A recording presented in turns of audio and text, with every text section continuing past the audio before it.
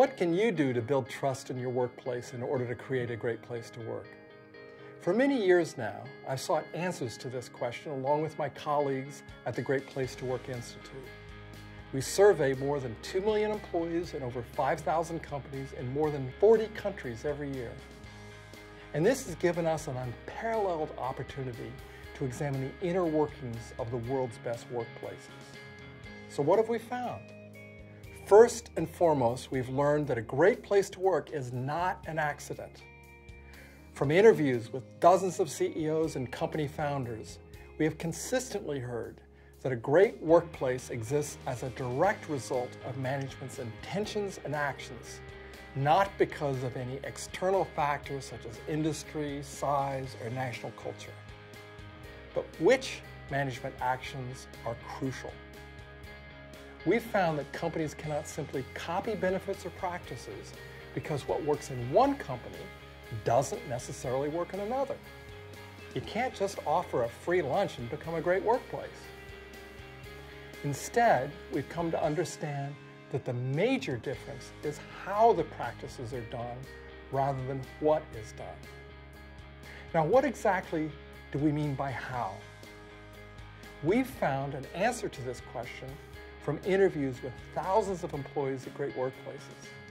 They often say, here, they treat you like a human being. At my previous company, they treat you like a number or a robot. For example, we often hear them say that they could tell the difference from their very first day at work. Think of your own first day at a new job.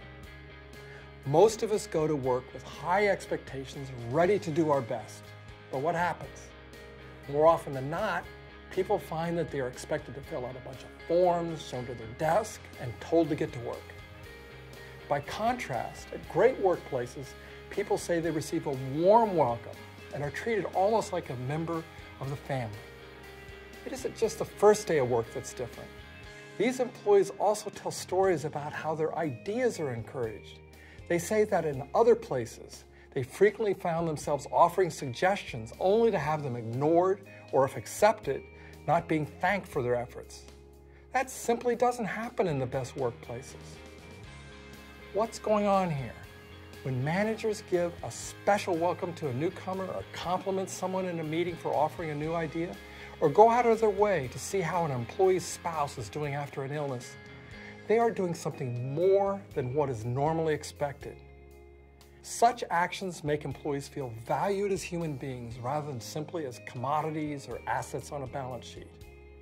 So they often reciprocate by offering more of themselves to their work. Over time, this cycle of giving builds on itself, creating a culture of trust where both managers and employees go above and beyond. This is why such workplaces tend to be successful. I coined the word Giftwork to describe an interaction in the workplace where an employee or manager gives more than is expected or required for the sake of the organization or the relationship. We started this video with the question, what can you do to create a great place to work? By doing Giftwork, you cultivate trust. And trust is at the heart of a great place to work.